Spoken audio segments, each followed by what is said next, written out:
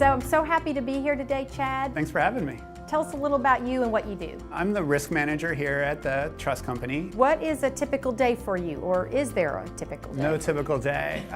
It really varies. So some days we're working on risk in the portfolio. Sometimes we're meeting with managers to talk about new investment strategies. We also spend a lot of time doing analysis on new investments. When I was walking in, I saw a lot of people with multiple screens at their desks. What were they looking at? What's on those screens? It's kind of an investment thing, and if you go to other parts of Wall Street, you'll see people that have like 6 and 8 screens, but a lot of times folks have a Bloomberg screen up there, which is streaming whatever you want. It's a lot of different sources of information that we play with here. Y'all do so many interesting things here at the Trust, and it sounds like you're constantly learning. Is that fair to say? Our CIO has an expression he likes to use all the time, and he says that this place, and I think it's entirely true, he calls it an intellectual all-you-can-eat buffet.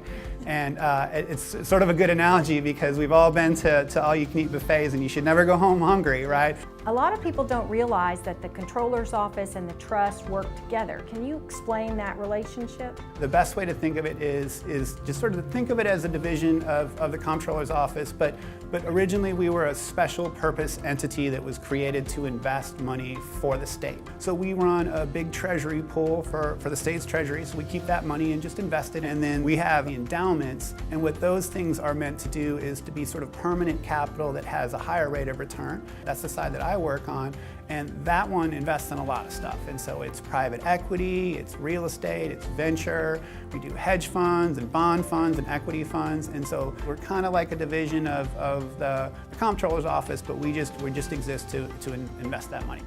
Thanks so much, Chad. I really enjoyed visiting with you and learning a little about the Trust Company. I enjoyed being interviewed by you.